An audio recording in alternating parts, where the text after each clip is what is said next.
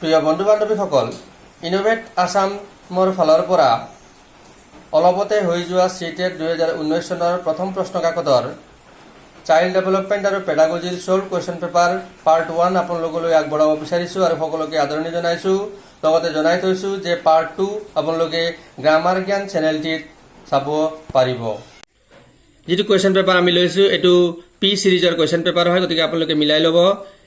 প্ৰথম প্ৰশ্নত সুধিছে একৰ্ডিং টু জিন পিয়াজে চিলড্ৰেন, অৰ্থাৎ জিন পিয়াজেৰ মতে ল'ৰা ছোৱালীবোৰে কেনেকৈ শিকে এইটো ক'ব বিচাৰিছে। এতিয়া জিন পিয়াজে যি নেকি এজন ছুইজাৰলেণ্ডৰ মনোবিজ্ঞানী আছিলে আৰু কগনিটিভ ডেভেলপমেণ্ট থিয়ৰী বুলি এটা বিখ্যাত থিয়ৰী আগবঢ়াইছিলে, য'ত নেকি তেওঁ শিক্ষণৰ মনোবিজ্ঞানৰ 4টা স্তৰৰ কথা কৈছিলে আৰু সেইবোৰ আছিলে সেন্সৰী মটৰ ষ্টেজ, যিটো নেকি জন্মৰ পৰা 2 বছৰ বয়সলৈকে বুলি কৈছিল।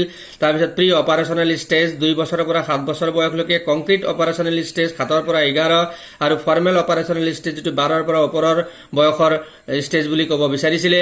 গতিকে ইয়াতে তেখেতে ল'ৰা ছোৱালীবোৰে সৰু ল'ৰা ছোৱালীবোৰে কেনেকৈ শিকে এইটো ক'ব বিচাৰিছে। 2 নম্বৰ যিটো অপশ্যন দিয়া আছে তাতে কোৱা আছে অনুকৰণৰ জৰিয়তে শিকে বুলি ক'ব বিচাৰিছে, এইটো কিন্তু শুদ্ধ নহয়।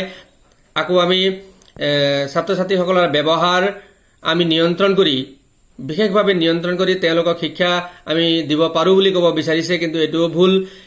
তাৰপিছত 4 নম্বৰত পুৰস্কাৰ আৰু শাস্তিৰ বিধান ৰাখি ল'ৰা ছোৱালীবোৰক আমি বিশেষ ধৰণে আচৰণ কৰিবলৈ শিকাই আমি তেওঁলোকক জ্ঞান দিব পাৰিম বা তেওঁলোকে জ্ঞান গঠন কৰিব পাৰিব বুলি কৈছে, এইটো ভুল। প্ৰথম যিটো অপশ্যন আছে actively construct knowledge as they manipulate and explore the world, যেতিয়াই ছাত্ৰ ছাত্ৰীসকলে নিজৰ কৌশল ব্যৱহাৰ কৰি পৃথিৱীখনক অন্বেষণ কৰিব তেতিয়াই তেওঁলোকে নিজৰ জ্ঞান বৃদ্ধি কৰি গৈ থাকিব, সক্ৰিয়ভাৱে তেওঁলোকে জ্ঞান গঠন কৰি গৈ থাকিব, জ্ঞান লাভ কৰি থাকিব বুলি জিন পিয়াজে ক'ব বিচাৰিছিল। গতিকে 1 নম্বৰ প্ৰশ্নৰ উত্তৰৰ 1 অপশ্যনটো শুদ্ধ হ'ব। 2 নং প্ৰশ্নত সুধিছে যে মটৰ স্কিলবোৰ কোনটো সিকুৱেন্সত আহে, কোনটো ক্ৰমত আহে। মটৰ স্কিল বুলি ক'লে 2টা পাম আমি, এটা হৈছে গ্ৰছ মটৰ স্কিল আৰু আনটো হৈছে ফাইন মটৰ স্কিল। এই দুটাৰ ক্ৰম কোনটো, প্ৰথমতে গ্ৰছ মটৰটো আহে নে ফাইন মটৰটো আহে আমি শুদ্ধকৈ ক'ব লাগিব। এতিয়া মটৰ ডেভেলপমেণ্ট যিটো আছে সেইটো শৰীৰৰ মাংসপেশীৰ সঠিক ব্যৱহাৰৰ শিক্ষণটোক বুজায়। 2 ধৰণৰ আছে, এটা হৈছে গ্ৰছ মটৰ স্কিল, যিটো আমি মাংসপেশীটোৰ ব্যৱহাৰ আমি বেছিকৈ হোৱা কাম কাজক বুজো, যেনে ধৰক সৰু ল'ৰা ছোৱালী যেতিয়া ডাঙৰ হ'বলৈ দিলে তেতিয়া মূৰটো তুলিবলৈ শিকে, তাৰপিছত বগুৱাই বাই যাবলৈ শিকে, তাৰপিছত থিয় হ'বলৈ বা লৰা ঢপৰা কৰিবলৈ, জাপ মাৰিবলৈ, দৌৰিবলৈ শিকে। এইবিলাকত বেছি মাংসপেশীৰ ব্যৱহাৰ হয় আৰু সেইবিলাক গ্ৰছ মটৰ স্কিল বুলি কোৱা হয়। আৰু যেতিয়া লিখা মেলা কৰা, চাৰ্টৰ বুটাম লগোৱা, বস্তু দঙা, কটা বা পেণ্টৰ জিপ লগোৱা আদি যিবোৰ কাম কাজ হয় সেইবোৰত মাংসপেশীৰ মৃদু ব্যৱহাৰ কৰিব লগা হয়, গতিকে তেনেকুৱা মটৰ স্কিলক ফাইন মটৰ স্কিল বুলি কয়। আৰু এই মটৰ স্কিলৰ যিটো ক্ৰম আছে সেইটো প্ৰথমতে গ্ৰছ মটৰ স্কিলটো আহে, তাৰপিছতে ফাইন মটৰ স্কিলটো আহে। গতিকে 3 নম্বৰ প্ৰশ্নটোৰ উত্তৰ শুদ্ধ হ'ব। তাৰপিছত 3 নম্বৰ প্ৰশ্নটোলৈ আহিছোঁ, the period that initiates the transition of adulthood is, অৰ্থাৎ এডাল্টহুড বুলি ক'লে আমি প্ৰাপ্তবয়স্ক স্তৰক বুজো, যিটো মানুহৰ জীৱনত যিবোৰ স্তৰ থাকে সেইবোৰ ইনফেন্সি, চাইল্ডহুড, এডলচেঞ্চ, এডাল্টহুড, অল্ড এজ আদি কওঁ। এতিয়া এডাল্টহুডটো কিহৰ পৰা আৰম্ভ হয় বুলি ক'ব বিচাৰিছে, তেতিয়াহ'লে এইটো এডলচেঞ্চৰ পিছত আমি এডাল্টহুড যিহেতু পাওঁ, গতিকে আমি যিটো প্ৰাপ্তবয়স্ক স্তৰ আছে তাৰ সংক্ৰমণটো এডলচেঞ্চ বা কিশোৰ অৱস্থাৰ পৰা আৰম্ভ হয়, গতিকে A নম্বৰ প্ৰশ্নটোৰ উত্তৰ শুদ্ধ হ'ব। 4 নম্বৰ প্ৰশ্নটো লৰেন্স কোহেলবাৰ্গ, যিজন নেকি আমেৰিকান মনোবিজ্ঞানী আছিলে, তেওঁৰ ওপৰত প্ৰশ্ন এটা সোধা হৈছে। কোহেলবাৰ্গ পিয়াজেৰ থিয়ৰী অফ মৰেল ডেভেলপমেণ্টৰ লগত সন্মত আছিলে আৰু সেই থিয়ৰীটো তেওঁ আগবঢ়াই ল'ব বিচাৰিছিলে আৰু পিয়াজেৰ ষ্টৰী টেলিং টেকনিকটো লৈ তেওঁ ল'ৰা ছোৱালীবোৰ নীতি শিক্ষা লাভৰ কোনটো স্তৰত আছে সেইটো তেওঁ উলিয়াব বিচাৰিছিলে। ইয়াতে এটা তেওঁৰ কাহিনী আছে, হেইঞ্জৰ কাহিনী বুলি, যিটো আমি জানো যে হেইঞ্জৰ ঘৈণীয়েকজন খুবেই বেমাৰী আছিলে কেঞ্চাৰ বেমাৰত, আৰু ডাক্তৰে এটা নতুন ঔষধ আনিবলৈ উপদেশ দিছিলে। লোকেল কেমিষ্টজনে সেই ঔষধটো বহু দামত বিক্ৰী কৰিব বিচাৰিছিলে, কিন্তু সেইটো কিনিবৰ সক্ষমতা হেইঞ্জৰ নাছিলে, পিছত তেওঁ সেই ঔষধটো চুৰি কৰিব লগা হৈছিলে। এতিয়া এই কাহিনীটোক লৈ বিভিন্ন বয়সৰ ছাত্ৰ ছাত্ৰীসকলক কোহেলবাৰ্গে প্ৰশ্ন সুধিছিলে আৰু ছাত্ৰ ছাত্ৰীসকলে বিভিন্ন উত্তৰ দিছিলে, আৰু যিবোৰ উত্তৰ দিছিল সেই উত্তৰ দিয়া ছাত্ৰ ছাত্ৰীসকল নীতি শিক্ষা লাভৰ কোনটো স্তৰত আছে সেইটো ক'ব বিচাৰিছে। আৰু ইয়াতে প্ৰশ্ন সুধিছে যে এজন বাচ্চাই কৈছিলে যে হেইঞ্জে সেই ঔষধটো চুৰি কৰিব নালাগে কিয়নো তেওঁ ধৰা পৰিব আৰু জেলত যাব। According to Kohlberg, which stage of moral understanding does the child fall under, অৰ্থাৎ নীতি শিক্ষা লাভৰ কোনটো স্তৰত সেই বাচ্চাজন পঢ়িব। ইয়াতে কোৱা আছে প্ৰথমটো দা ইনষ্ট্ৰুমেণ্টেল পাৰপাছ অৰিয়েণ্টেশ্যন, এইটো যিটো অৰিয়েণ্টেশ্যন আছে সেইটো হৈছে ব্যক্তিগত পুৰস্কাৰ বা লাভালাভৰ ওপৰত গুৰুত্ব দিয়া যিটো অৰিয়েণ্টেশ্যন, সেইটো হৈছে এইটো হ'ব নোৱাৰে। 2 নম্বৰটো আছে ছ'চিয়েল অৰ্ডাৰ মেইনটেইনিং অৰিয়েণ্টেশ্যন, এইটো হৈছে সামাজিক নীতি নিয়ম যে আমি মানি চলা উচিত, সেই অভিবিন্যাস যিটো আছে সেইটোক ছ'চিয়েল অৰ্ডাৰ মেইনটেইনিং অৰিয়েণ্টেশ্যন বুলি কয়, এইটো হ'ব নোৱাৰে।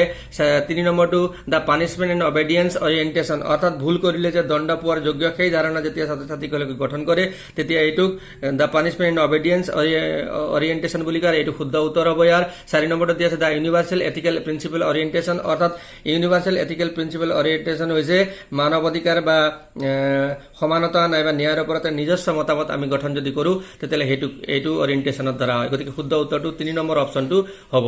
ইয়াৰ পিছৰ প্ৰশ্নটো দিয়া আছে লেভ Vygotsky refers to the verbal dialogues that children have with themselves as, অৰ্থাৎ ৰাছিয়াৰ যিজন মনোবিজ্ঞানী লেভ ভাইগস্কি আছিলে তেওঁ এটা কথা কৈছিল যে ল'ৰা ছোৱালীবোৰে নিজে নিজে কথা কৈ থাকে আৰু সেইটো কি বুলি কোৱা হয়, এইটো ক'ব বিচাৰিছে। গতিকে এইটোক আমি প্ৰাইভেট স্পেচ বুলি কওঁ। ল'ৰা ছোৱালীয়ে নিজে নিজে কথা কোৱাটোক মৌখিক সংবাদ যিটো কৰি থাকে ল'ৰা ছোৱালীয়ে নিজৰ লগতে নিজৰ লগত সেইটোক প্ৰাইভেট স্পেচ বুলি কোৱা হয়। 6 নম্বৰ প্ৰশ্নটো সুধিছে যে associating toys articles of clothing household items occupations and colours with specific sex is a demonstration of, অৰ্থাৎ পুতলা, পিন্ধা সামগ্ৰী, ঘৰুৱা সামগ্ৰী, ব্যৱসায় নাইবা ৰং আদিবোৰক কোনো এটা বিশেষ লিংগৰ লগত যদি আমি জড়িত কৰোঁ তেতিয়াহ'লে এইটোৱে কি প্ৰদৰ্শন কৰে? এইটো হৈছে এনচাৰটো জেণ্ডাৰ ষ্টেৰিঅ'টাইপিং বুলি কয়, যি নেকি লিংগ ৰূঢ়িবাদিতা বুলি কয়। গতিকে 2 নম্বৰ অপশ্যনটো শুদ্ধ হ'ব। তাৰপিছত in an elementary classroom it is important to address the experiences that a child brings with her, অৰ্থাৎ স্কুললৈ অহা ছাত্ৰ ছাত্ৰীসকলে তেওঁলোকৰ লগত কিছুমান অভিজ্ঞতাবোৰ লৈ আহে, সেই অভিজ্ঞতাবোৰক এলিমেণ্টেৰী ক্লাছবোৰত প্ৰাথমিক শ্ৰেণীত আমি সেই অভিজ্ঞতাবোৰক আমি ইয়াত ডিনাই, নেগলেক্ট, ইগনোৰ, চব নেগেটিভিটি আছে ইয়াতে, নেগেটিভিটি আমি সদায় বাদ দিব লাগে। কোনটো নহয় বুলি ক'লে আমি নহয়টো উত্তৰটোত ধৰিব লাগে, কোনটো হয় বুলি ক'লে আমি কেতিয়াও এনেকুৱা ধৰণৰ নেগেটিভ এনচাৰত আমি যাব নালাগে। ডিনাই, নেগলেক্ট বা ইগনোৰ বা অৱজ্ঞা কৰা বা অস্বীকাৰ কৰা অৰ্থ বুজায়। গতিকে সেইটোক ছাত্ৰ ছাত্ৰীসকলে নিজৰ লগত লৈ অহা অভিজ্ঞতাক আমি কেতিয়াও অৱজ্ঞা কৰিব নালাগে, সেই অভিজ্ঞতাবোৰকে আমি গঠন কৰিব লাগিব। বিল্ড অন, গতিকে উত্তৰটো 4 নম্বৰটো হ'ব বিল্ড অন।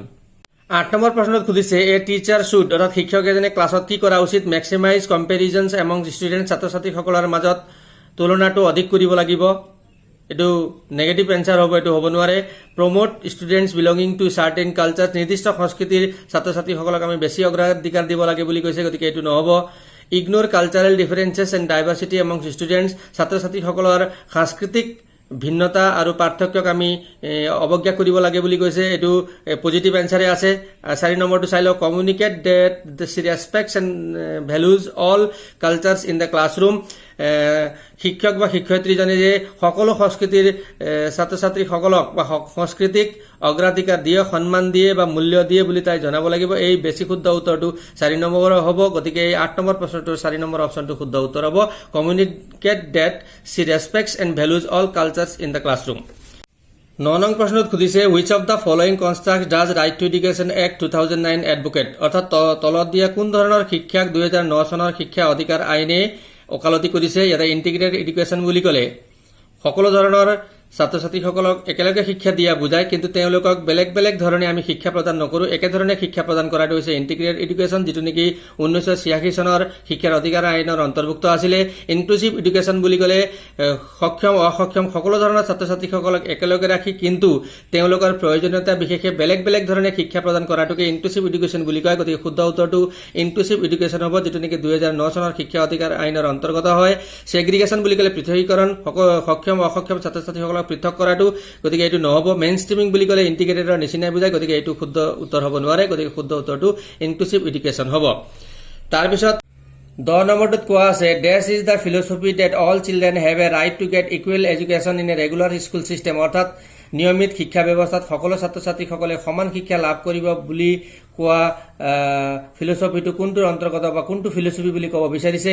ইয়াতে দিয়া আছে inclusion, main streaming, special education আৰু মাল্টি কালচাৰেল এডুকেশ্যন বুলি কৈছে। ইনক্লুজন যিটোক আমি সমাৱেশী শিক্ষা বুলি কওঁ, আৰু মেইন ষ্ট্ৰিমিং মানে মুখ্যধাৰা শিক্ষা, স্পেচিয়েল এডুকেশ্যন মানে বিশেষ শিক্ষা, আৰু বহু সাংস্কৃতিক শিক্ষা বুলি মাল্টি কালচাৰেল এডুকেশ্যনক ক'ব পৰা যায়। যিহেতু ছাত্ৰ ছাত্ৰীসকলে সমান শিক্ষা লাভ কৰাৰ যিটো পদ্ধতি আছে সেইটো আমি ইনক্লুচিভ এডুকেশ্যন বুলি অলপ আগতে পাইছিলোঁ। গতিকে এই সকলো ছাত্ৰ ছাত্ৰীসকলে সমান শিক্ষা লাভ কৰাটো ইনক্লুজনৰ অন্তৰ্ভুক্ত।